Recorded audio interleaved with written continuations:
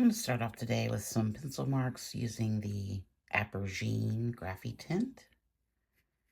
I've been having a little bit of play with this color and trying to incorporate some different things into my work. And I'm really liking how these pencils are kind of skimming along these surfaces. So let's do, I've got this color called Cool Gray. And I guess I'm just really interested in how we can make different marks at the beginning of our work rather than just the resist lines, although, I love a resist. Just playing with different ideas. This is the chestnut color, which is kind of an orange. Actually, let's do this brown, I think. Cool brown from Graphy Tint. I am working on a sheet of Canson paper today. Tape down. I did draw lines so that we could not cut off part of our image, which I've been doing lately. So I thought it was important to maybe make that a thing. So I'm just kind of making some marks here. Rather lazy marks. And we'll see how this mixes with the watercolor. I've been having pretty good luck with it lately, though. I'm going to come in with a little bit of black. This is a watercolor pencil. A lot of people don't like using watercolor pencils. I think they're kind of cool because they give you marks that you can't make with just traditional pens paint, pans. Just makes it a little bit more fluid, but you can also get some really cool marks, I think. Okay, so this is a 3-inch brush, watercolor brush. You can tell it's really skinny. This came from a set that I was gifted, and I haven't really figured out a way to use it yet, but I have been playing around with this idea of just adding color and sort of holding it like up here at the tip, at the very top, and just kind of letting it do its thing. It holds quite a bit of paint, and you can get some really gestural marks with it. Okay, here we have a bit of, oh no, look what I did. Oh no. Okay, so I'm just gonna put a little water down here and see if I can get some of that off. Most of it came off. I didn't even know how that happened. Oops. Okay, back to what I was doing. I mixed up a little bit of the sanguine with some black, just a touch of black. That's giving us this really fun color here. And you can see that we can just make these really interesting washes that you just can't get with a, I'm not a skinny brush person, but I'm liking this. Like, I think it looks really cool. Just the way that I can just drag it across and make marks. But then I'm going to get the big brush out. Okay, this was sort of a happy accident color. I had some turquoise and then some brown got in it. But I really loved this color. I thought that it was a little beautiful little, like, sort of almost oceany blue. I'm going to come in with the knife and make some marks through here. So I like these little subtle marks in the sky. And then I think I'm going to come in with just a little bit of Payne's Gray. Just to give it a little something up there. Maybe bring it across just to, oh, I don't know what's on that brush. A little bit. Really pick up those lines in there. Although I think I want little bit more of this. This is almost a dry brush. I didn't put a lot of paint on it. But isn't it a beautiful color? I just love it. And I really like it with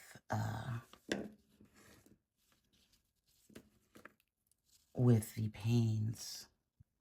Maybe we should add a bit of indigo. Do I have indigo here on my palette?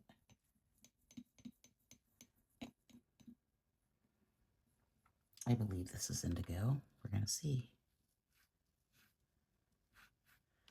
And the indigo is very similar to the paints. Let's add a bit more water.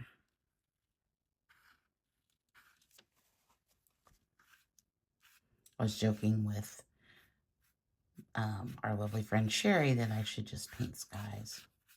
I shouldn't do anything but skies. Let's bring a little bit of this orange color, the sanguine, and some spots. Just kind of add a bit, pops of color. It's kind of getting all mushy together, so we need to figure out how we're going to distinguish. Here I have some of the umber from the Liquid Earth set, which I'm almost out of. Tragic. I'm going to have to order more. And I'm just going to sort of, what if we did this? It's almost like we did in the swipes, which I'm going to do right now. A piece of cardboard. I'm just going to bring this down. I don't think I have enough paint on there, but I kind of like how subtle that is. Let's see what other kind of marks we can make. Let's make, what if we used it like, more like a swipe. I'll just put some paint. I'm going to try this catalyst wedge instead of the cardboard. I've seen some people use it to make marks. Ooh, that's fun. And really get in there and get some good marks going. I think I need some more of this color, this sanguine, which is like my all-time favorite color, I think. Next to the amber, actually, I really like that whole Liquid Earth set. The only color that I don't really use is the chalk because I haven't really found a way to utilize that very well. This is going to be a very simple piece today, I believe. I want to do something up here because we've got, it's pretty bland. Let's bring in some black, like just through here. We need something to distinguish between that top piece and the bottom piece. I'm not sure that really did it.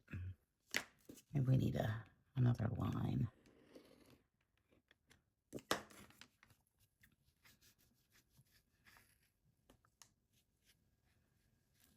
I did get the stamps out today, but I'm not sure I'm feeling the stamps. Okay, let's let that sit for a minute. Okay, I'm going to cover up this part of the stamp, I think. I really only want that part. And I'm going to use the ivory black today. It's a little bit more subtle. It's like a mix of, it's almost like a sepia toned black. I think I just want to put it through here. Like to sort of distinguish what we've got going on there. I'm looking for, let's put down this sheet of deli paper. Give us a little smooth surface to press this out. So that, yeah, it works so well. You get the idea. It sort of worked. There's something on my brayer. Okay, let's see what we get. Okay, I think that really did something because I liked what was going on there, but it was just a little too, I don't know, it was just a little too fussy, maybe, and we need some big chunks of area. And you still can kind of see a little bit of the purpley color through there. But now I think we need to add in, maybe some of that, maybe some of this color. That might be nice through there. Okay, this is a slightly different color than this. It's similar. Okay, that's not the brush you want. It's similar, but I had to mix up some new colors of it because I ran out. Okay, so let's put in just a little bit of that color going through here. Maybe some down through here. Ooh, that's fun. I like what that mixes together. That's a really pretty overlay there. I don't know how that's going to stay. It'll probably fade into the background. And maybe we need just, I think it's a little bit more Payne's Gray. I love Payne's Gray too much, I think. But I think that's good. And maybe it's a little Payne's through here. Just right there, I think. And then maybe over here. Yeah, I think that's working for me. I really like this sort of sketchy thing that's going on here, so I think I'm going to try to leave this. Like, I think that's really good.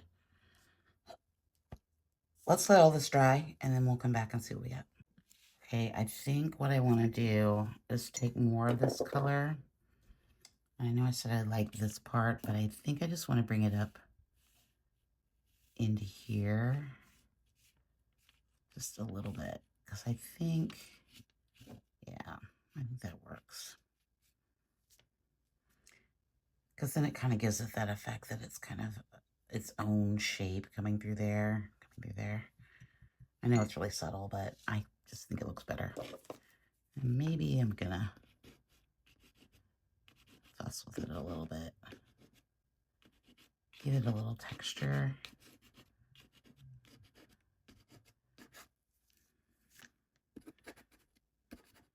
Ooh, that catalyst wedge works nice. You can see some little textures in there. Let's come in for a close-up real quick. Okay, you can kind of see, like, it almost looks like granulation through there, but it's not. And we got these really cool lines that we made over here, and I really just like these stark white lines. And I kind of like the abstractness of that sort of hilly kind of thing. Yeah, I think it's working. It's working.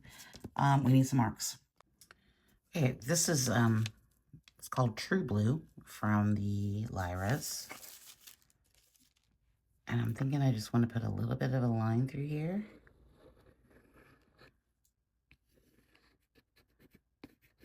Maybe just add a little bit of blue.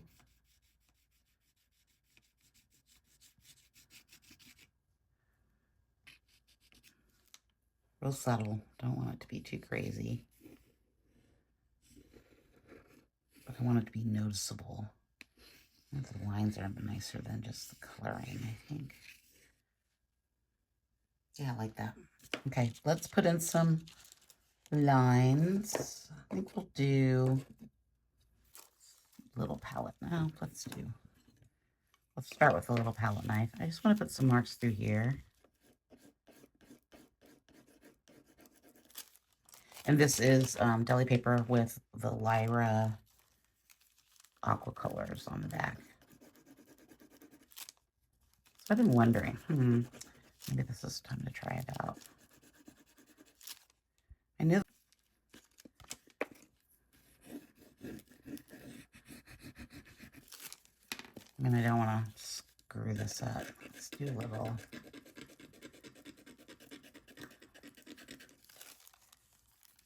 Some bolder marks through here.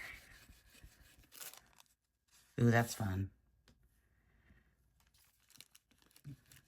It's kind of fun, like, making that mark.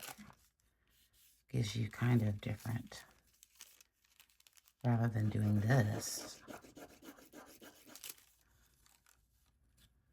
I I really like these marks, actually. And scraping back in. I hate that sound, though. I'm not gonna lie.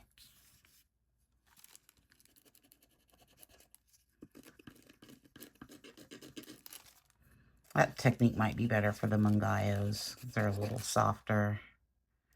But I like those vibrant lines are fun. I don't usually do this, but I'm gonna... What happens if we...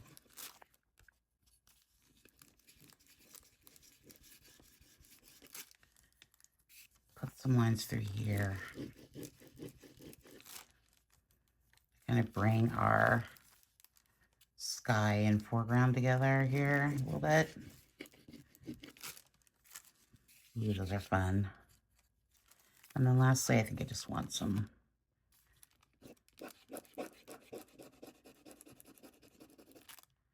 just a few through here. And I may want some black. Let's see what happens when we put, I'm gonna put a little bit of, I want the black to come, I think I'm gonna put a little bit of,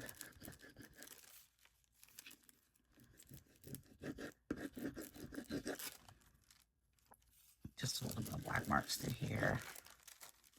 Kind of gives a little bit of energy, and maybe some down here. Ooh, that's fun.